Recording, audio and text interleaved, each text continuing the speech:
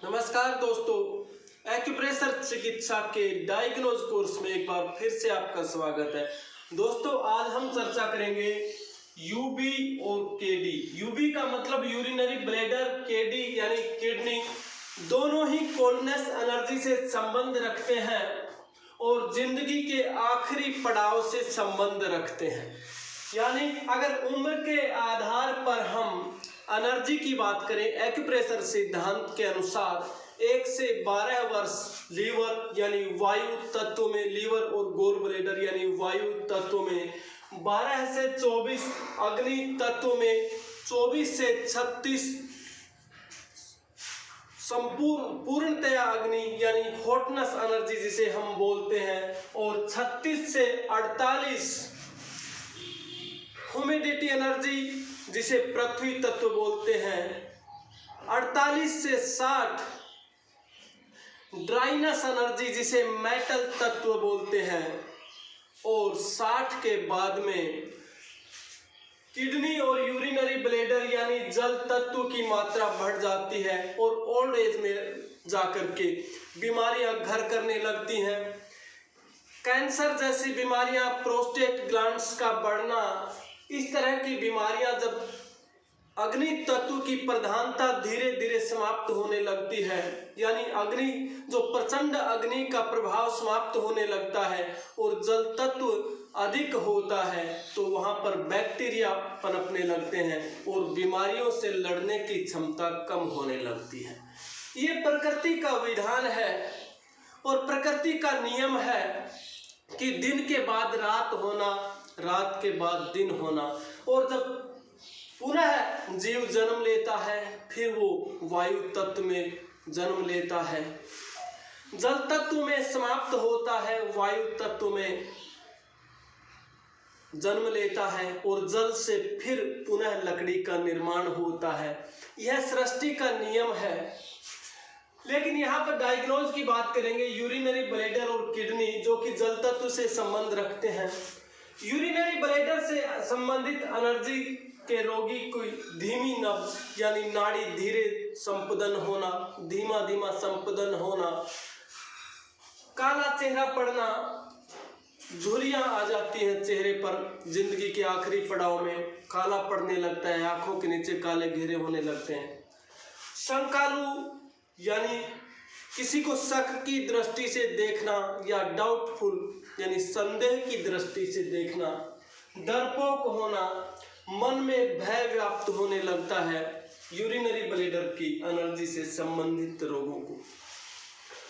Kidney के रोगी को बहुत ही धीमी नब्ज यानी जल तत्व, हम बार बार एक ही चर्चा करते हैं कि हम यहाँ पर एनर्जी की बात करते हैं, ना कि ऑर्गन की। ऑर्गन से संबंधित एनर्जी पर डायग्नोज होता है एक्यूप्रेशर सिद्धांत के अनुसार बहुत ही धीमी नब्ज, बार बार सोच जाने की इच्छा होना, पैर ठंडे रहना और पेट में तनाव रहना, भारीपन रहना, पेट का रोगी होना। यह किडनी से संबंधित यानी गुर्दे से संबंधित रोगी के लक्षण, गुर्दे की एनर्जी से संबंधित रोगी के लक्षण हो सकते हैं। यूरिनरी ब्लैडर से संबंधित रोगी अगर इस तरह के सिम्टम्स वाले रोगी को नाभि से छाती तक यानी हमारी नेवल से चेस्ट एरिया में भारीपन रहता हो, किसी तरह की बेचैनी महसूस होती हो, तो ऐसे पेशेंट को यूबी 67 बिंदु को उपचार करना चाहिए, जो कि मेटल से संबंध रखता है। यह इसका मदर पॉइंट भी कहलाता है क्योंकि मेटल से ही जल की उत्पत्ति होती है। अगर ऐसे पेशेंट को फीवर आ रहा हो तो यूबी 66 जो कि इसका होरोरी बिंदु है, यूरिनरी ब्लैडर का होरोरी बिंदु है और यह जल तत्व से संबंध रखता है, इसीलिए ये इसका होरोरी बिंदु है। ऐसे पेशेंट को हाथ पैर भारी रहते हों, मूवमेंट की कमी हो, पेशेंट को बुखार आ रहा हो तो यूबी 66 देते हैं। ऐसे पेशेंट को हाथ पैरों में भारीपन हो, मूवमेंट की कमी हो, तो यूबी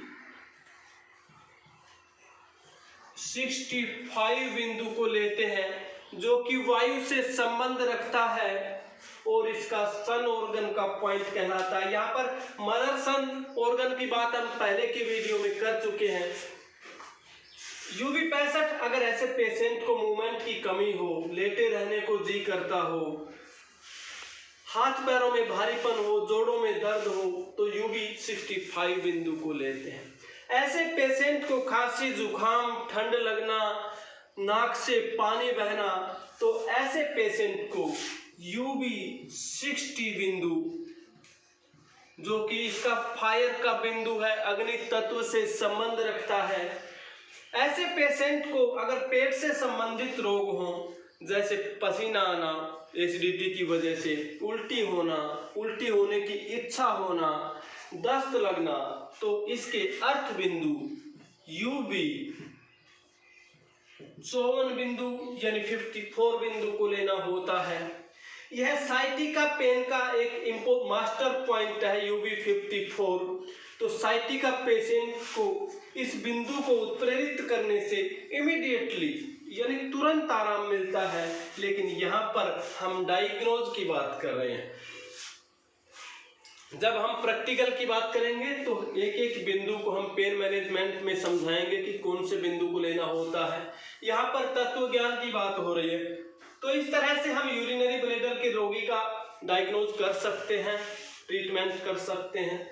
अब बात करते हैं किडनी की। पेशेंट को देखते हैं, अगर उसकी नब्ज बहुत धीमी चल रही है, बार बार उसकी सोच जाने की इच्छा होती है, वो पैर ठंडे हों, पेट में भारीपन हो, तनाव रहता हो, ऐसे पेशेंट को, अगर इस तरह के सिम्टम्स वाले पेशेंट को, क्योंकि यह यीन ऑर्गन है, यह यीन ऑर्गन है किडनी, इसलिए किडनी के रोगी यीन डिफिशियंसी की गिनती में आते हैं। ऐसे पेशेंट को मूवमेंट की कमी हो, नाभि से छाती तक की कोई भी तकलीफ हो, तो इसके किडनी का 1 नंबर बिंदु लेना होता है। यह पैर के तलवे में स्थित बिंदु होता है। अगर मर्म चिकित्सा की बात करें तो यह तल हृदय बिंदु कहलाता है, जो कि हाई बीपी रहता हो, घबराहट हो, हार्ट पेशेंट हो, अचानक से चेस्ट पेन आया हो, तो किडनी के 1 नंबर बिंदु को लेते हैं। यहाँ पर बात करते हैं कि इस तरह के रोगी को अगर नाभि से छाती तक की कोई भी तकलीफ हो तो इसका गुड पॉइंट K1 लिया जाता है।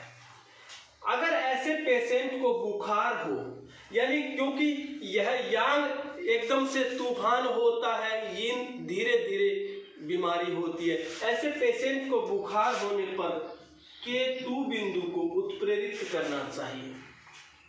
अगर इस तरह के सिम्टम्स वाले रोगी को जोड़ों में दर्द हो, मूवमेंट की कमी हो, तो K3 बिंदु को लेना होता है।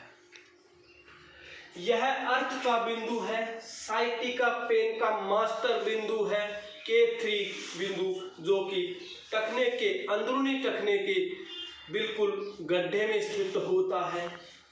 अगर ऐसे पेशेंट को अनियमित टेम्परेचर हो, यानी कभी बुखार, कभी शरीर ठंडा तो कभी गर्म, ऐसे पेशेंट को K7 बिंदु लेना होता है, जो कि मेटल से संबंध रखता है, यानी ड्राइनेस एनर्जी से संबंध रखता है। अगर ऐसे पेशेंट को पेट के रोग हो, उल्टी आना, जी मिचलाना, हिचकी आना, डकारें आना, तो इसका होरोरी बिंदु, जो कि जल तत्व से संबंध रखता है, K10 बिंदु को उत्प्रेरित करें। इसको उत्प्रेरित करने के तरीके अंगूठे से उत्प्रेरित करना, उत्प्रेरित यानी स्टिमुलेट करना, जिम्मी से करना, स्टार मैग्नेट से करना, बीज के द्वारा यानी सीड्स के द्वारा करना, क्लस्टर मैग्नेट के द्वारा करना, अनेकों तरीके हैं। एक्यूपंक्चर विधा यानी नीडल के द्वारा करना।